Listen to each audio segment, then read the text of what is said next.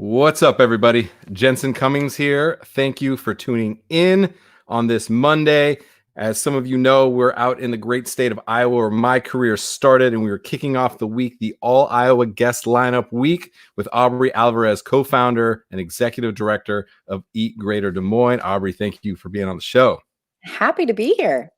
Yes, perfect place to start. You work across the whole ecosystem of food, beverage, food system, hospitality in the greater Des Moines area. So perfect way to kick off the week. You can kind of give us a lay of the land. So tell everyone very quickly, what is Eat Greater Des Moines?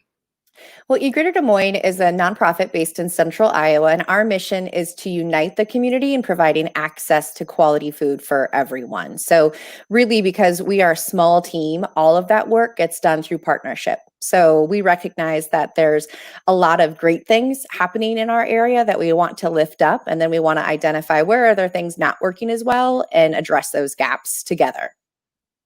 Nice. Okay, when did the organization actually begin? Well, we started in April of 2013. So we actually, the job I applied for was a local food coordinator position. And really, I think my qualification was that I like to shop at the farmer's market. So hey, I was like, I don't really know what you talk about when you keep saying local food system, but I'm willing to figure it out. So we started there, and we're actually housed with Des Moines Area Religious Council initially. Gotcha. So take us back for you. You said kind of you didn't have the background. What was your background? And then lead us up to the point where you say, all right, I'm going to get into the food system.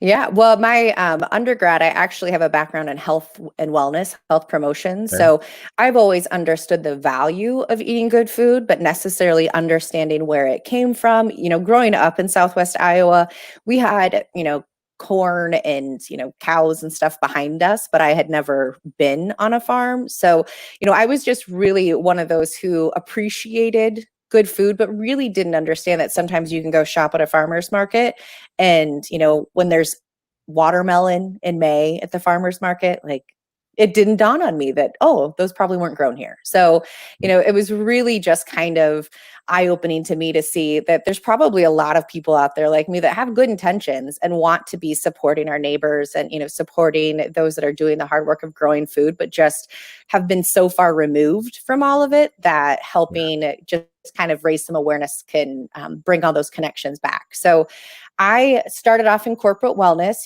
teaching fitness classes and doing a lot of just making the whole why wellness is important to companies, because people who feel better, work better, have better lives. So started in that space, actually got my master's in public administration.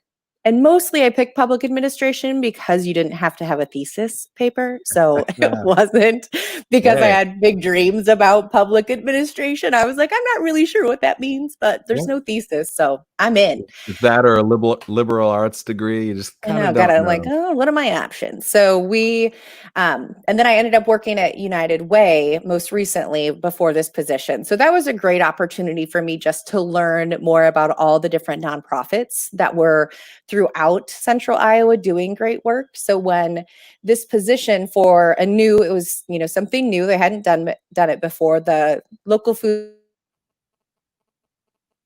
coordinator roles and offices had them, but we were actually sitting, Polk and Dallas County did not have a local foods coordinator. So it was United Way and DMARC initially who said, this is really something that we feel like is important to have in our communities. So they put that initial funding towards hiring what eventually was me and then my co-founder, Linda Gabriel. So we just got started really by going and interviewing people all throughout the food system. And really, it was just an opportunity for me to understand, kind of what their perspective was, whether it was a producer, those that are in the processing space, those that are sell items to people locally, and then also the waste side of things. So we spent 6 months just asking what's going really well, what would you like to see more of, and then where are their gaps? And that's really what helped us define what we would do.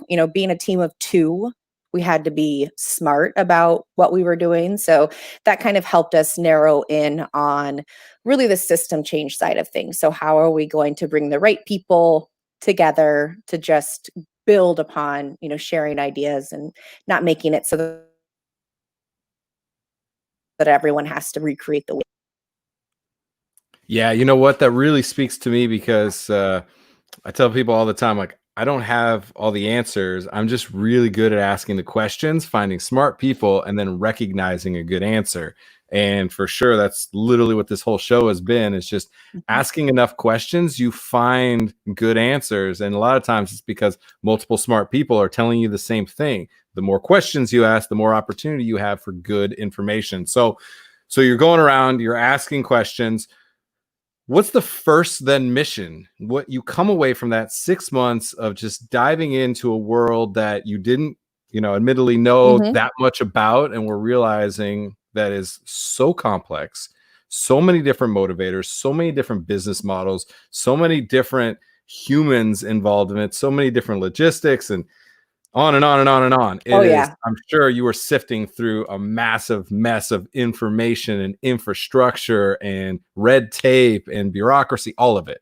all of it. The I first had thing out no of the door. idea. Yeah, right. The There were first so thing out many of the door, acronyms. what is the biggest need that you saw? What was the first step out of the gate once you had that 6 months of background? I think the biggest piece that was new to me was just the opportunity in regarding to food waste and food recovery. That was, I think, what was most astounding to me was how much work and energy goes into producing food and, all the different levels. And then we're so careless with all of it. And, it was astounding to me. I guess I just thought that people were being better about it. It just made sense. Why would you throw away perfectly good food if there was nothing wrong with it? It just didn't have a use where it was. So I think that was one of the biggest kind of aha moments for me was, wow, like we have a huge opportunity to do a whole lot better in this space and support people all along the system, because it's not benefiting anyone to spend all these resources to produce food and then throw it in the landfill. I like your mindset. You went to opportunity. Clearly, there was a lot of wrong. There was a lot of struggle, a lot of challenges. I'm very into mindset. So it's very Mhm. much a focus on there's opportunity, right? There are no problems, only opportunities for solutions. I'm into it. So I Yes. like that. You're coming out of the gate, and that's the goal and focus. Give us a couple highlights through the years of kind of the work that you've done, because I'm sure you've had to ebb and flow and evolve and back Mhm. and forth. Kind of give us some high level points of the work over the years. And then I want to dig into kind of what's happening today for you. Yeah, well, it's actually fun that one of your upcoming interviews, Brett with the cheese shop, was one of those amazing initial connections that I made. And just going through and talking to those, local businesses and restaurants that were trying to do their best to source local, but then also really just being authentic and creative and what they were kind of putting together. So that was one of my first opportunities. He also invited me to go process chickens, which Here we when go. I asked, I was like, okay, so just to be clear, when you say process, you mean like killing things, right? He's like, yep, that's the process. So, I was only probably 6 to 9 months into my position. I was like, you got to do it. Like, this is why, like, you got to understand how Yeah. this works. So it was actually before my husband and we were just dating at the time. And I think that's probably what sealed the deal. I was like, well, he was willing to go, on a Yeah. fourth date to process chicken. So that must work. So just Perfect. A match made getting to in see the love and chicken care slaughter to heaven. the I love food. it. Yes, it was. I haven't done it since, but I did it one time. So we had done just learning about how local producers and just the different challenges that they faced with kind of that breaking point of when you were able to grow food, have things processed, and still make money versus you have to move to that like mass production, and seeing just how fragile that piece is. And that we have that middle piece broken. There isn't the aggregation and transformation space in there for those small to medium size, farms and producers. So that was a really apparent gap. One of the ways we tried to solve it, this was 2014. So we Okay. did some speed dating between producers and wholesale, some chefs and restaurants that maybe are wanting to get into the local food procurement space. So that was also one of those good opportunities to hear. There was a lot of, whether it was a chef or a restaurant or a grocery store that was wanting to purchase local, there was just no simple way for them to do it. And that huge disconnect between those who needed to, kind of get in touch with each other. So that was one of those first just system kind of things to see how disjointed and difficult it really was for those that were, trying to go out on their own, and whether it was starting a restaurant or starting a farm where you're actually growing, food, that it was really difficult. So we also did a lot with, one of the first things were supporting school, community, and faith-based gardens. So that's actually where Eat Greater Des Moines, the website, started. So eatgreaterdesmoines.org was around before there were any people. So when we started at DMARC, they asked, what do you want your name to be? And I was like, oh, is there a website? Yeah, eatgreaterdesmoines.org. And I was like, sounds great. Eat Greater Des Moines, like That was easy peasy. Yeah, like, okay, that's it. So they had already mapped all the school, community, and faith-based gardens. And I think everyone was trying to figure out, how could we really build that space? And, there's definitely been some ups and downs in there. There's a lot of great intentions, but I think there's also, we've learned a lot about, you have to show up. People have to show up in order for those to work. And you can't just put in a garden and think that it's just going to magically, prosper. People have to water it and weed it eventually. It's always humans. It always comes down to humans. There's a couple things when you're talking about Brett that I kind of want to dig into a little bit. Yeah. One was, it definitely feels like you're very much, and I feel this way too, a translator for people that think they speak the same language because they're in food, they're in agriculture, they're in hospitality, yet really they don't speak the same language. Is that the case? Completely. Because I didn't understand. I didn't realize that, because I didn't speak the language either when I came in. Sure. There were so many acronyms and different, ways of talking about stuff that a lot of times in meetings, I would just be writing things down. And luckily, my counterpart, Linda, she had more of that knowledge. So we'd get out and I was like, what were they talking about? I have no idea what was the reefer swig and IFC and all these kinds of things. So it's really been that translation that has continued beyond, because it's hard. It's easy to get really involved in your space and just try to keep track of that, trying to understand your space plus 6 other spaces well enough to, really identify opportunities is hard. And that's really the beauty that table is.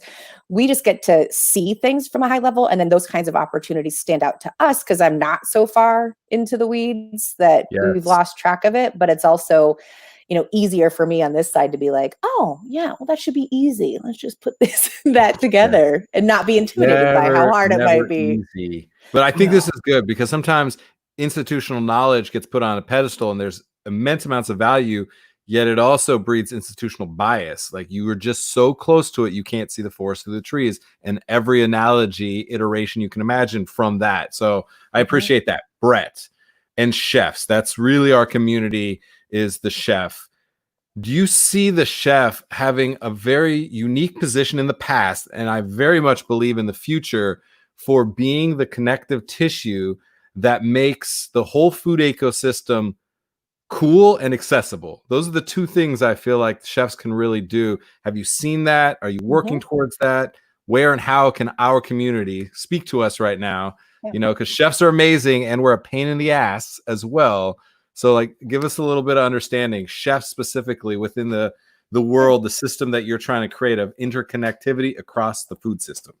Well, and it really, I think chefs, because they're so passionate about food and having a good experience and making sure that everyone, doesn't just enjoy what they're eating, but also can kind of have that next level of like all the care and love that went into what the final product was. And a lot of that comes down to, where did it come from? Where did these ingredients, how were they cared for along the way? So, that's really what I think the chefs in our space. We have Suman, who's at Hawk in the East Village, and they are 98% sourced local. And the amount of knowledge and love that I think that he just doesn't he's just amazing. He knows, he's a butcher. He does a lot of freezing and canning and processing. The amount of love and care and knowledge that he has about what's able to be grown here, all the different things that can happen with it is really some of the, for those of us that maybe enjoy eating good food, but don't always have the understanding of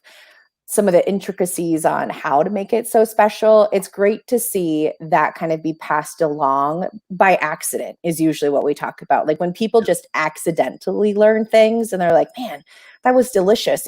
I thought I hated tomatoes, but really I just haven't had a tomato that was actually grown outside and, got to pick it fresh. So, those kinds of things, or that like carrots grow in the ground, those are the kinds of things that I took one of my, we were volunteering in our school garden and I took some girlfriends, mind you, like these are all people in their 30s. A lot of them grew up in Iowa. We were helping harvest potatoes at a school garden and they were digging it up, and then there's all these potatoes and I had to keep my friends away. I was like, let the kids get in there and harvest them. But they're all like, that's amazing. Do you see all those potatoes down there? And it's that ability to make it accessible for people to not only enjoy the food, but then we know that that's where community is built, is over meals. That's where people have a chance to talk, and that's where Brett, I think, is another great example. During all of this, kind of the COVID crisis, everyone, it has been really tough, obviously, in the hospitality and food industry. And instead of just, sitting back and being like, ugh, you know what, this is awful, he jumped in and was really instrumental in helping feed one of the Riverbend neighborhood in Des Moines and just did it. And that's, his whole thing, like, don't just talk about it, be about it, I think has been, that's the kind of love and care that gets transferred when people are passionate about what they're doing. And then that's why people keep coming back, and that's what we want for whether it's at that, cheese shop level or even at those that are, serving people through a food pantry or through a free meal site. Everyone should experience that dignity and love and respect and care when they have a meal. And we want that to be a space where people can come back and connect with each other and just incrementally make different choices that end up supporting, everybody in the food system. All right. What you just said, we're going to go deeper into that. I want to jump back real quick. What Hawk is doing, 98% local. I want to make sure that people understand. That's huge. A farm to table restaurant, the conversation starts at 25%. And if you get above 50%, you're doing really good when it comes to where you're spending your food dollars within your own market. To get above 90% is really difficult. And it's astounding. Really important. It's amazing to me. Like I just almost want like a moment of silence right now because I want everybody watching and listening to this to know that that is a monumental achievement. So if you have farm to table somewhere on your menu, somewhere on your website, it's time to level up because you can get to those percentages, but it takes a lot of work and it takes building community, which then is what I want to talk about. What you mentioned with Brett, with the work that they did with feeding their neighborhood. And I think it goes even deeper than that. What we're recognizing right now is that the high-end restaurant and the food pantry and the school garden and the small farm and the little cafe are the same. The experience may be slightly different, but the mission, the fundamental and foundational work that they're doing is the same. You are feeding humans and building community. That's it. And so I think it's very important to recognize that it's the responsibility that I alluded to earlier that I believe that chefs and restaurants have is it doesn't matter what food trend is hot right now and what you're on. It matters what you do with the position that you're given and the attention that you're given to do something about it. So I really, really appreciate that. Let's go a little deeper. What is the work that's happening right now that you're day to day that as soon as we end this here, you're going right into the next thing? What is the work today that you're doing? Well, we are actually right at an interesting point because, COVID, when it hit right at the middle of March, things obviously blew up for everybody. And so some of the big pieces for us is that was really a space where our food recovery work really increased. So not only we had quite a few restaurants and hotels that were just closing down, and so they had whole kitchens and freezers full of food. So we were trying to navigate how we could find spaces for that food to go.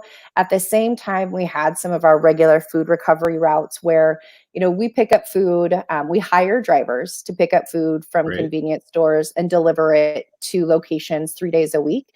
A lot of those were schools, and so they all closed. So it was a lot of shifting. So we've been running, just really trying to figure out finding new drivers, finding new places. We didn't miss any dates. At the same time, USDA with this farm to food opportunity there, we had tons of fresh produce and dairy items that were available, which was amazing. But keep in mind, we are not a warehouse. We don't Right. have pallets. So, we were figuring it out as we were going along. And up until the last week, we were providing 50,000 pounds of produce and dairy items in produce boxes and dairy boxes to just organizations. Those are churches. Some of them were Knock and Drop is one of these amazing Latino-led organizations that literally is just knocking and dropping off food and supplies at Latino homes, especially those who maybe aren't able to get access to the different resources. So we're trying to support those who are doing great work, but fall outside of that usual food, emergency food space. These are not food pantries. These are just people in the community who stepped up and were like, "Hey, I need to do what I can to help my community and my neighbors." And that's what we wanted them to have the food. So that was quite a huge undertaking, just to manage all of that. But we made it. And it just, unfortunately, it ended as it was. Kind of the produce and dairy boxes are changing. So now that's our big piece and focus for the future is how are we going to replace all of that product that was huge? We were moving that every Tuesday and Thursday. Obviously, there's high demand. We just need to find where the product is. So we're kind of shifting our focus right now to gleaning and doing more on-farm food recovery. And then also farmers markets, they're starting to open up and, seeing some of those opportunities to just get people, farmers markets are one of those great ways for people to meet their farmer, meet their neighbor. We've got great food trucks that are going. So we're trying to, it's tricky, safety wise, just trying to get people to feel comfortable and secure going to these spaces. These markets have done a great job. So, and then we'll be, school year getting started again. So it's all we kind of just go where the energy and momentum takes us. That's one of the beauties that we're a small team. There's 3 of us. So we're always kind of like, what's up now? What's the opportunity? And how do we need to figure it out? So it's a little So all of a sudden stressful, but good. You're in logistics and transportation. Who would have known that when you started this whole thing as well? So yeah. Des Moines, let's now, we've zoomed way in. Let's zoom way back when, your mission is to serve the greater Des Moines area. Talk about kind of what that means for you as Des Moines. I'll say this. People who watch the show, they know my background. I started in Ames, Iowa when I was 17 years old in my uncle's restaurant, Wallabies. They have a little empire of, 5, 6 restaurants here. Went to culinary school. So I have a lot of love. It's taken Des Moines and Iowa a while to kind of like be what I would call an emerging food city, but it absolutely is. And we're going to showcase some of that this week. There is some amazing people. We've already highlighted a few doing amazing work here. As you zoom back a little bit and look at the impact that you are having, but moreover, the people and humans in food and beverage and hospitality in Des Moines, what does it mean? I think it's super important just to have the opportunity and really to be blessed enough to get to interact with all these amazing people. I think I'm really lucky that I do get to go and talk with all these people, whether they are, on the growing side. We've got to go, Story City has an amazing still kind of recently opened Meat Locker, and those are not things that you see very often anymore. And I think, it's really fun for me to be able to go back. When I was growing up in a small town in Southwest Iowa, all I ever wanted to do was to eat at a restaurant that had a commercial. I was like, oh my God, like I That just was want the to eat pinnacle for somewhere. That you, was huh? it. I was like, you are living life. You get to go to Applebee's, like, whew, this is amazing. And now I've completely turned around to realize Yeah. like how good I had it with all the small local seasonal kind of restaurants that we had growing up. So I'm hoping that's been kind of the beauty, is seeing people start to recognize that we can get back to some of that. It's not an either or, it's not all or nothing, but we are able to build up more of those things that we want to see more of. And that comes down to just who you support, where you spend your dollars, and who you lift up in some of these kind of hard times. It's a perfect way to end, because right as you're talking, I'm like, it's the humans that you interact with. It's thinking about the people behind the food system, the impact that they're having. And Jenny Smith from Butcher Creek Farms is who connected us. Mhm. Jenny worked with my wife Betsy at the cafe back in the day, and like we kept that connection going. And now she went into the food system, and she, July through October, you can count on her tomatoes. Yeah. The rest of the year, she's not giving you, a bunch of gassed tomatoes, because her perspective on the food system is very different, just like yours is. And I think it's an important reflection, and just good people connecting good people is how this entire show has been fueled. So I'm so grateful to have talked with you. I'm very excited to talk to Jenny tomorrow, and to Brett and the whole crew this week. We got some we're going to follow up, because Hawk we need to get connected with. Yes. The knock and drop, that's a really cool concept that I hadn't heard of before. I'm into that. We got a lot to talk about. Heck Not yeah. enough for a 30-minute show. So thank you so much, Aubrey, for being on. Yeah. Really appreciate you. Thanks for having me. All right. Have a great day. Cheers. Cheers. All right. I'm serious. We got a lot to talk about. There's really amazing people everywhere. All right. I've been guilty of it plenty of times. I felt like I was leveling up. I went from Iowa and made my bones and cut my teeth here, and then graduated from culinary school. And I'm like, I got to go to a bigger food city. Went to Kansas City, a bigger food city. I'm going to Denver. Like I know now so much that there's always been these great humans everywhere. So do not discount anywhere that you are at any moment. There are amazing people that are doing something within food, beverage, and hospitality that matter. When I said that restaurants at the highest level and the food pantry, they're the same. All right. They spread this way, not this way. I really, really am believing that. And I want you to understand that there are great people, and the 3 Michelin star and the food pantry serve the same mission. They may go about it slightly differently. The experience, price point, access, different. The mission of connecting people through food, that is absolutely what we're talking about. All right, Sophie, you can jump in here. Hello. Hey. What's up? How was your weekend? I haven't seen you in a while. It was great. Awesome. How Glad was to yours? hear it.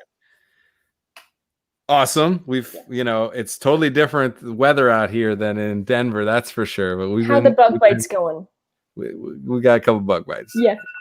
We've gotten a couple bug bites. All right. A couple takeaways from that show. Great way to kick off the week here in Iowa. It was wonderful. Yeah.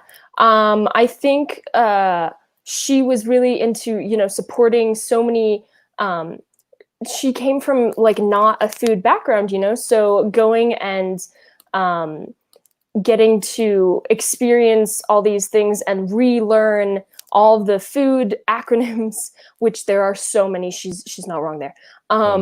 And I really loved that Eat Greater Des Moines started as it started as supporting the gardens, and then it started going into a lot more about food waste and how to not have the food waste. And I think that, man, that's intense. Taking your future husband on a date to go chicken. That's either going to bring you together forever or never again. Oh, yeah. That's pretty gutsy. I really like that. I think that was profound. I mentioned kind of the institutional knowledge, institutional bias. It's very easy to be like, well, you're not one of us kind of scenario. But again, sometimes you need people with perspective.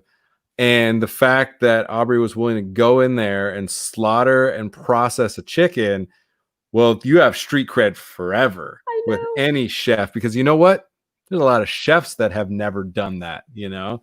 I have dispatched a few chickens and ducks in my time as well. And you know what? I don't really want to do that anymore, but I felt like it was important to be like, no. You need to put your money where your mouth is, kid. So, all right. Really appreciate that. Sophie, thank you so much.